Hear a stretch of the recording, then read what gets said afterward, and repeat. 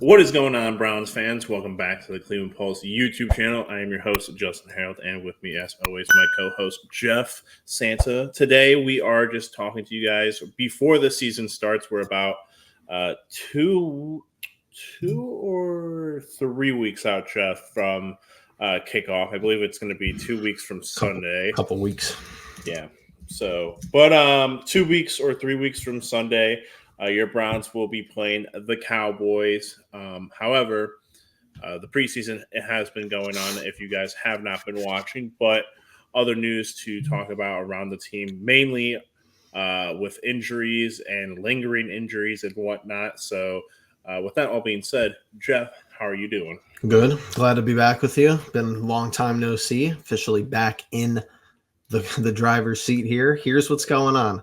Browns, big offseason. They made the additions. They go down the line. Judy, Vrabel, Jameis Winston. You know, I feel like you have the best quarterback room, one of the best quarterback rooms in the league all around, just top down. You're active. Andrew Berry's been making moves. He's been holding steady on some things. He's been loose with other things, getting rid of Cade York today for a pick back in return. My thing for this year is just going to be expect the unexpected on the field, off the field, general manager, players, everything. That's my motto for this year.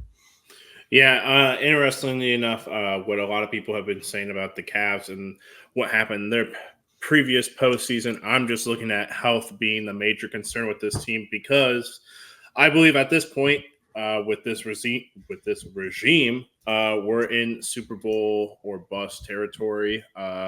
Expectations are pretty high on my end. Obviously, there are still some questions about this, team health wise, and then expectations. Again, Jeff and I went over the schedule. I think we had some pretty high expectations there. Might have to temper it a little bit just with the start of this season, but overall, still expecting big things. Jeff, is that not the picture? I think so. This is the issue when you've built a team like this. This is where kind of you run into these issues because you have these offensive linemen that are making good money, good NFL money. So it's tough to upgrade from there if you think it's possible or if you want to, because you have to have people that are willing to take contracts. Conklin's had bad injury history. Wills is developing bad injury history, and he's also a little bit questionable on the field in general. And you haven't really felt the necessity to build there with high capital draft picks or with, trades where you give up a lot, because that's been the stable part of this team since Kevin Stefanski walked in the door. It's like, all right, what position group do you not have to worry about? Offensive line. Now, you have some coaching, moving around with Bill Callahan moving on, going to coach somewhere else. And it's just, you have to make sure that this part of the game is going to be as best as it can be, not only because of the injuries, not only because of how much money you're paying Deshaun Watson, but also that you're not going to have a Nick Chubb in the backfield week one who can make an offensive line look a lot better than they're playing. That's no slight to Jerome Ford, but obviously not even the same caliber of player. And, nobody's the same caliber of player quite like Nick Chubb, in my opinion. I think he's the best running back in football when fully healthy, but obviously a little biased. There's a lot of factors that are working against you to start the season off, like you said. Yeah, I mean, let's just go down the line right now with the injuries. Going back to the offense, Jack Conklin out, Jedrick Wills out. Both of them getting workouts in during this week's practices, which is always a good sign. Hopefully, the big thing with offensive linemen, just like a typical note, is that they are pretty much hard asses, and so them doing practice work is a good sign because more often than not, they will probably push themselves to be ready to go week one, even if they're not 100%. I don't expect that to be the case if they just aren't, but good signs there. Obviously, you have Nick Chubb, who's out. Don't know how long, we think he's going to be out for. He's still on the PUP list, I believe, Jeff, if I'm not mistaken. So, obviously, still need that to get checked off. And then I don't even know that we want to mention the other little stuff. Njoku's got like a little bit of a tweak. Bell's got a little bit of a tweak. We did have a couple of scares at running back with both Foreman and Pierre Strong. It's not been a good training camp preseason OTAs for us. It just really hasn't been. No, because then you go to the flip side, and obviously much earlier news, but Tomlinson, who got minor surgery, and Newsom, who got minor surgery, both of those guys are going to be out to start the season. And then Denzel Ward with his 5th known concussion. Yep. That's another big one. Obviously, going to be some speculation there for his future and whatnot. But to start the season, we'll see. He has to get out of protocol now. So we'll see how long that lasts. But then you have a little bit of a Mike Hall situation, which, I don't know what his playing status is going to be, but still developing news there. So a lot of interesting things that I don't think when the schedule came out, Jeff, we were really expecting that kind of whirlwind. So I know that the expectations are really high anyway, and that's a point I agree to. But this is, even though Stefanski is 2-time coach of the year, and I think last year was like, hey, them proving that they could do it under any circumstances.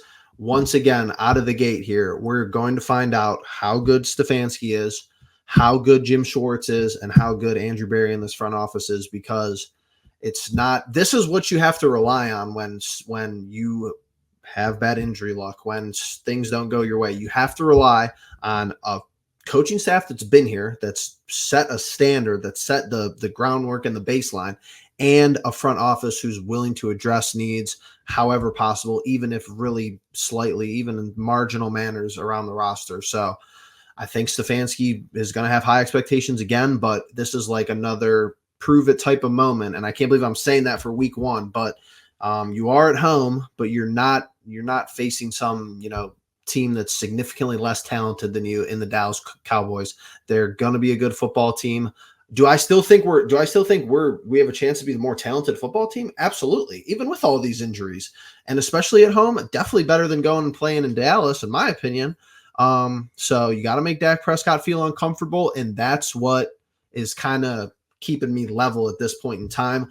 I'm really not sold on Dallas's running game.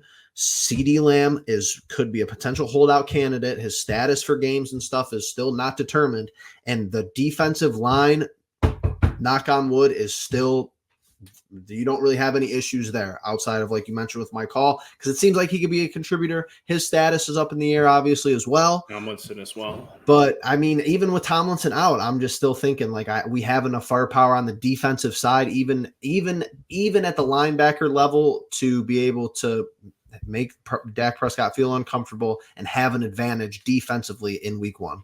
Yeah, interesting enough, going to be an interesting start to the season with new OC Ken Dorsey. We'll see how the offense has changed just slightly, if at all, with his input.